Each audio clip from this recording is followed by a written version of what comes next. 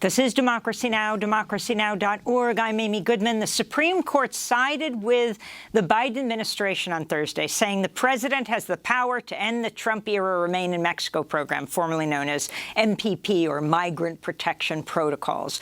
The ruling was 5-4, with Chief Justice Roberts and Brett Kavanaugh joining the court's 3 liberal justices in the majority. In his majority opinion, Roberts wrote a lower court had overreached when it blocked Biden from rescinding the program last year. Since the policy's implementation in 2019, almost 70,000 asylum seekers were forced to wait in Mexico while their cases were resolved in U.S. courts, a process that could take months or years. Thousands enrolled in MPP reported being kidnapped, raped, tortured, or left without shelter while they waited in Mexico. The ruling comes just days after 53 people seeking refuge in the United States died after being confined in a sweltering tractor trailer in San Antonio, Texas. 4 people have been arrested in connection with the tragedy, including the alleged driver of the truck. We go now to San Antonio, where we're joined by Claudia Muñoz, co-executive director of Grassroots Leadership, an organization dedicated to ending mass incarceration, deportation, criminalization, and prison profiteering. She recently wrote an op-ed for Truth Out headlined, "U.S. Immigration Policy is to Blame for the Horrific Mass Death in San Antonio." Welcome to Democracy Now! It's great to have you with us. If you could start, Claudia, by talking about the Supreme Court decision, and then how it relates to the horror that has been exposed in San Antonio, where you are. Yeah, thank you so much for having me today. I think in terms of the MPP decision, it's certainly a welcome decision for us. We know it's not done. It has to go back to the Fifth Circuit, the lower court that initially made that decision. And then we still have other programs such as Title 42 that have a similar impact on migration and people's lives, right? And I think for us, what we are seeing is that all of these policies, at the end of the day, force people into violent and deadly pathways of migration, because as long as we have these policies that are really based on control and exclusion, people will not go to the bridge knowing they will be turned away. And so with both, Title 42 still existing, it's great that MPP, seemingly will be done away with soon, but Title 42 was just funded for another 6 months by Congress. And again, Title 42 is the Trump pandemic policy of just citing the pandemic as a reason to keep people out of the United States. Yes, absolutely. And so, again, as long as these, exclusionary policies exist, people will find other ways to migrate that are much more violent and deadly, such as what happened in San Antonio on Monday.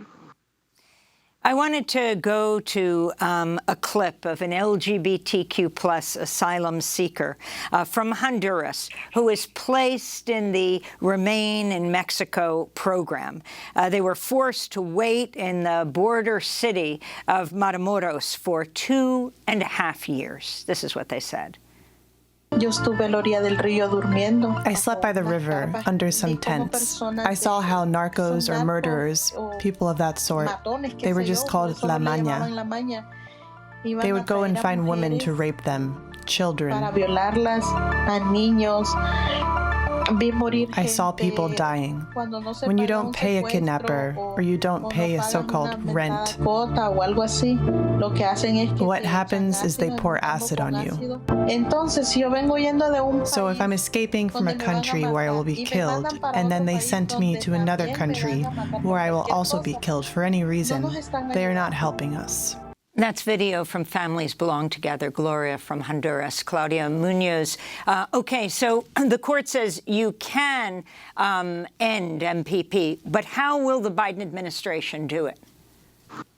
Well, we're not sure. I think we're still waiting to see the exact way, right? We know that the decision has to go back to the lower court, and then another decision has to be made. And so I think, for us, seeing all of the death around us, we are asking that some bold action is taken so that we can prevent more deaths from happening, which I will say every single migration-related death is preventable by policy that actually focuses on welcome and care. And so we're hoping that whatever is decided by the administration is actually based on those values and not on exclusion and control. So let's talk about how U.S. policy relates to the horror of human smuggling that we have seen unfold outside of San Antonio, with at this point 53 migrants dead in the back of a sweltering tractor-trailer truck. We believe at least 4 children and about 12 others are in hospital. The horror we've heard reports of, it's all just, sort of leaking out right now. That steak seasoning was put over the people to disguise the smell. I want to turn to Karen Caballero, the mother of 23-year-old Alejandro Andino and 18-year-old Fernando Redondo Caballero, 2 Honduran asylum seekers who were among the dead in the San Antonio tragedy. If it was, as in other countries, where we could ask for a law or an organization to fight for the youth's future, is that possible? No, it isn't. We're not in a country that is open to these kinds of things. But if I had to demand something, please, Honduras government, fight for this country's youth. Karen Caballero's daughter-in-law, Margie Tamara, was also among the victims. Talk about what you understand took place and how this relates to U.S. policy, Claudia. So we know that this is not a tragedy that just happened. This was done to these human beings by really the borders and those in power who uphold them and fund them every single year. And so what we have seen is absolutely devastating. We know it's preventable. Again, we know that as long as people are being turned away from the bridge, they will find other paths. Particularly in Texas, migration has been extremely violent, has been made to be extremely violent by state policy and really by the complicity and enabling of the Biden administration in stopping all of these states that are taking immigration into their own hands. With the idea that deterrence-based policies will keep people away. We know that's not going to happen, particularly as conditions, as this mother is mentioning, global conditions are worsening for people. And so as long as we have all of these state, local, and federal policies in place, people will continue to die, which we call preventable deaths. This should not be happening. What's happening again in Texas and other places is absolutely devastating.